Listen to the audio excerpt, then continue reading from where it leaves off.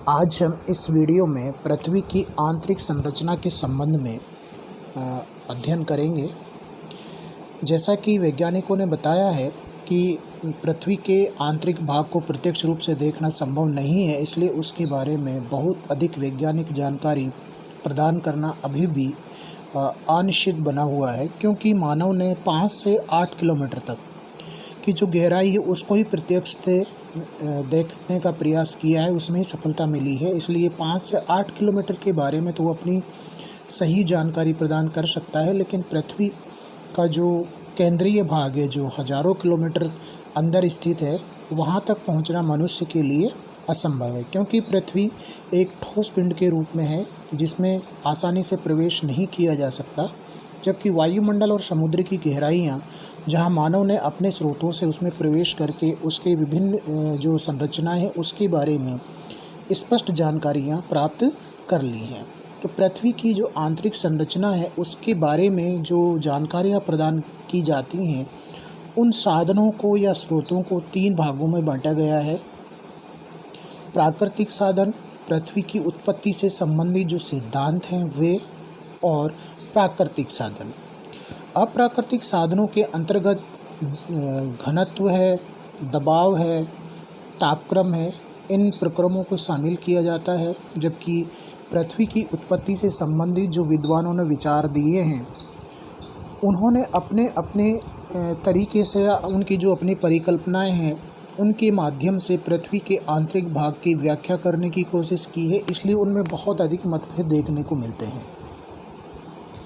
प्राकृतिक साधनों में जो प्रत्यक्षतः हमारी पृथ्वी के ऊपर घटित होते हैं, जिन्हें हम देख सकते हैं, घटित होते हुए देख सकते हैं, उनमें भूकंप और ज्वालामुखी हैं, जिसके आधार पर हम थोड़ा ही बहुत अनुमान लगा सकते हैं कि पृथ्वी की आंतरिक जो बनावट है वो किस प्रकार की होगी। प्राकृतिक साधनों में सबसे पहले हम देखते हैं कि जो घनत्व है, घनत्व के आधार पर विद्वानों ने बताया है कि जैसे जैसे हम भूपर्पटी से केंद्रीय भाग की ओर जाते हैं तो घनत्व बढ़ता जाता है।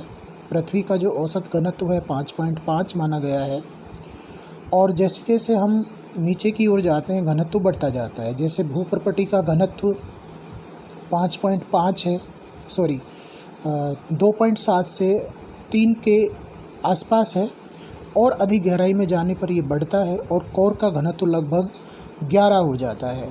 इस प्रकार घनत्व के आधार पर ये कह सकते हैं कि पृथ्वी के जो आंतरिक भाग हैं वो अधिक घनत्व वाले पदार्थों से निर्मित हैं, अर्थात उनकी जो रचना है, यानी कि चट्टानें जो बनी हुई हैं वो ऐसे पदार्थों से बनी हैं जिनका घनत्व अधिक है, अर्थात उनका भार क्या है, ज़्यादा है।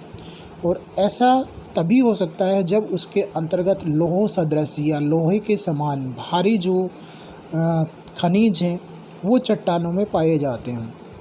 इसी कारण जो केंद्रीय भाग, जिसे हम कोर कहते हैं पृथ्वी का, उसका घनत्व 11 या उससे भी अधिक है।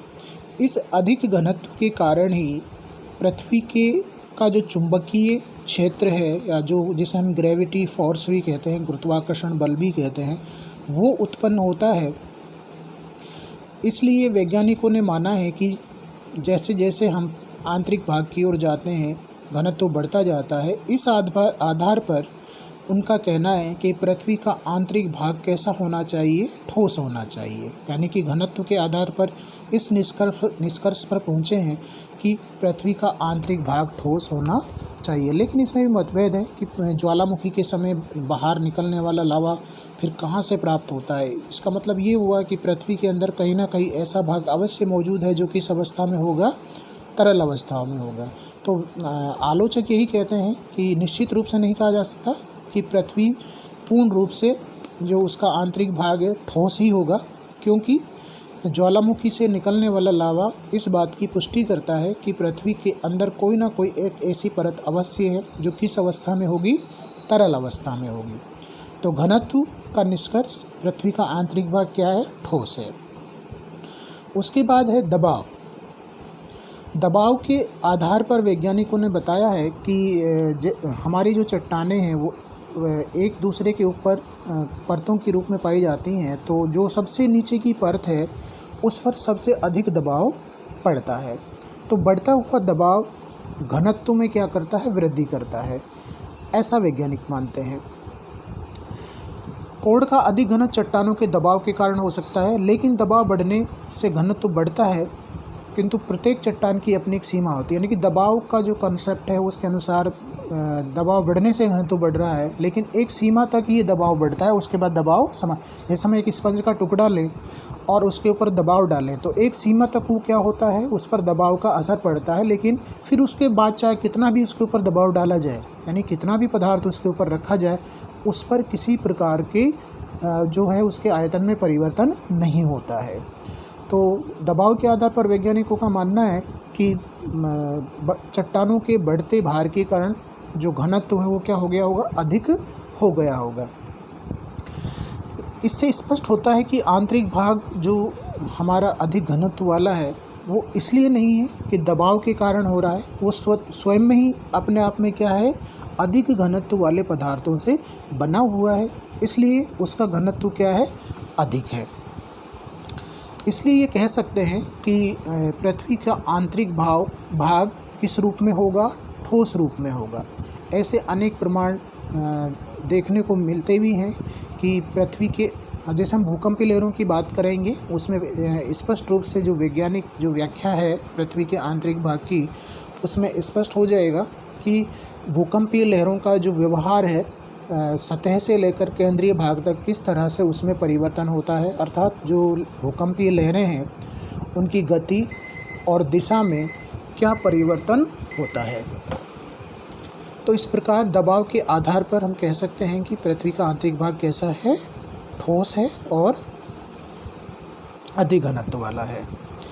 अप्राकृतिक साधनों में तीसरा है तापमान। सामान्य रूप से प्रत्येक 32 मीटर की गहराई पर तापमान में 10% की वृद्धि होती है, परंतु बढ़ती गहराई के साथ तापमान की वृद्धि दर में भी क्या होती है, गिरावट होती है। ये उसी दर से नहीं बढ़ती है जिस दर से बात कर रहे हैं। प्रथम जो 100 किलोमीटर है उसकी गहराई में प्रत्येक किलोमीटर पर 12 डिग्री सेंटीग्रेड की वृद्धि होती है। उसके बाद 300 किलोमीटर की गहराई में प्रत्येक किलोमीटर पर 2 डिग्री सेंटीग्रेड, उसके पश्चात प्रत्येक किलोमीटर की गहराई पर 1 डिग्री सेंटीग्रेड की वृद्धि होती है। हाँ, मैं स्पष्ट कर दूं कि 32 मीटर की गहराई पर तापमान 1 डिग्री सेंटीग्रेड की वृद्धि होती है, ना कि 10 डिग्री की। तो यहाँ पर इसको 10 की बजाय 1 पढ़ा जाए। तो इस प्रकार बढ़ता हुआ तापमान गहराई में क्या करता है, इतना अधिक हो जाता है कि उस तापमान पर चट्टानों का ठोस रूप में रहना संभव नहीं हो पाता है और वो चट्टानें क्या होती हैं, पिघल जाती हैं। तो इस आधार पर ये स्पष्ट किया जा सकता है कि पृथ्वी का आंतरिक भाग बढ़ते हुए तापमान के कारण किस अवस्था में होगा, तरल अवस्था में होगा। लेकिन वैज्ञानिक ये मानते हैं कि ये जो तापमान की जो दर है ये उन भागों में और अधिक हो सकती है जो अभी टेक्टोनिक रूप से क्या है, अस्थिर है, अर्थात जो अभी भी अपनी स्थिर होने की प्रक्रिया से क्या कर रहे हैं, गुजर रहे हैं।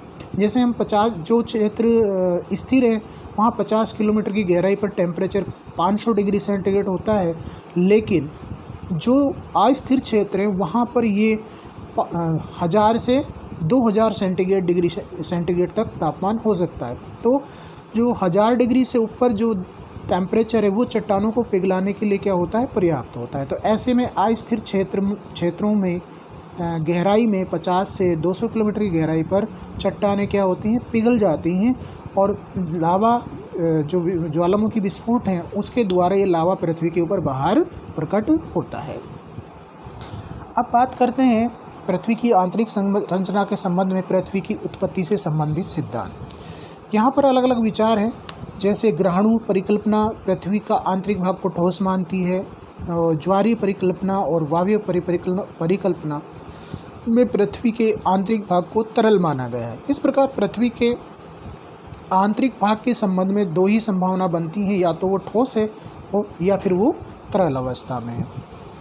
तो वे जो विभिन्न जो सिद्धांत हैं पृथ्वी की उत्पत्ति से संबंधित, उन्होंने उसको अलग अलग तरीके से क्या किया है, प्रमाणित करने का प्रयास किया है।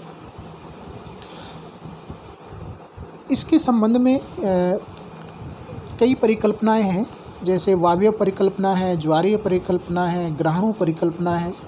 इन परिकल्पनाओं के आधार पर पृथ्वी को अलग अलग तरीके से बताने का प्रयास किया गया है। जैसे वायव्य परिकल्पना में कहा गया है कि पृथ्वी के अंदर गैसें भरी हुई हैं। अगर ऐसा संभव होता, इसका मतलब वो क्या है, गैस में है। गैस में का मतलब ये होता है कि अगर फुटबॉल जिसकी बाहरी परत ठोस है और अगर हम उसको सुई या कोई कांटा उसमें लगा देते हैं तो उसकी वायु क्या होती है, बाहर निकल जाती है। ऐसे में उसकी अंदर की सारी वायु जो बाहर निकल जाएगी तो क्या हो जाएगी, उसकी जो सतह हैं, बाहरी जो सतह हैं, वो वापस क्या हो जाती हैं, एक तरह से सिकुड़ जाती हैं। तो अगर ऐसा संभव होता तो हमारी पृथ्वी पर अनेक ज्वालामुखी विस्फोट होते हैं, भूकंप आते हैं और उसके अंदर की भरी हुई जो गैसें हैं या वायु है वो क्या होती, बाहर निकल जाती और हमारी पृथ्वी क्या हो जाती, सिकुड़ जाती और उसका अस्तित्व लगभग क्या हो सकता है, समाप्त हो सकता है। तो ऐसे विभिन्न जो परिकल्पना है उनके आधार पर इसको बताने का प्रयास किया गया है। प्राकृतिक साधनों में ज्वालामुखी जो प्रत्यक्ष साधन है उसके आधार पर जो विस्फोट होता है तो जो लावा बाहर निकलता है उसके आधार पर ये बताने का प्रयास किया गया है कि पृथ्वी के अंदर एक ऐसी तरल परत अवश्य है जो किस अवस्था में है, तरल अवस्था में। और ये सब किसके कारण हो रहा है, यानी कि जो तरल पदार्थ है यानी चट्टानें जो पिघल रही हैं वो किसके कारण पिघल रही हैं, सतह से भूगर्भ की ओर जाने पर जो तापमान में वृद्धि हो रही है उसके कारण ये चट्टानें क्या हो जाती हैं, पिघल जाती हैं और ज्वालामुखी विस्फोट के माध्यम से ये हमारी सतह पर आती हैं। तो उसके द्वारा जो पदार्थ बाहर आता है उससे हमें पृथ्वी के आंतरिक बारे में कुछ हद तक जानकारी प्राप्त होती है, लेकिन फिर भी निश्चित रूप से हम नहीं कह सकते कि पृथ्वी का जो आंतरिक भाग है वो ठोस है या तरल है, क्योंकि वैज्ञानिक अध्ययनों से स्पष्ट हुआ है कि जो ज्वालामुखी को लावा प्राप्त होता है वो कुछ गहराई से प्राप्त होता है और उसके बाद पृथ्वी की जो, और वो भी सब जगह नहीं होता है। जैसे कि मैंने पहले बताया था कि पृथ्वी के जो अस्थिर क्षेत्र हैं वहाँ पर, जो टेक्टोनिक क्षेत्र हैं वहाँ पर तापमान की जो बढ़ने की दर है वो क्या होती है, अधिक होती है और ऐसे में वहाँ पर क्या होता है, चट्टानें पिघल जाती हैं। जैसे हम बात करें भारत के प्रायद्वीपीय पठार की जो अब क्या हो चुका है, स्थिर हो चुका है, लेकिन अगर हम परिप्रशांति पेटी की बात करें तो वहाँ पर निरंतर क्या आते हैं, भूकंप आते हैं या ज्वालामुखी आते हैं। उसका कारण क्या है, उसका कारण यही है कि वो टेक्टोनिक रूप से भी क्या है, अस्थिर हैं, जबकि हमारा प्रायद्वीपीय पठार क्या है, स्थिर है।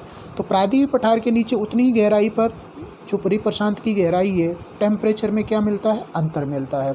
अर्थात अगर हम 50 किलोमीटर गहराई की बात करें, प्रायद्वीपीय पठार पर 500 डिग्री सेंटीग्रेड है, तो परिप्रशांत क्षेत्र के जो टेक्टोनिक क्षेत्र हैं वहाँ पर इतनी ही गहराई पर टेम्परेचर कितना होगा, 1000 से 2000 डिग्री सेंटीग्रेड के बीच हो सकता है।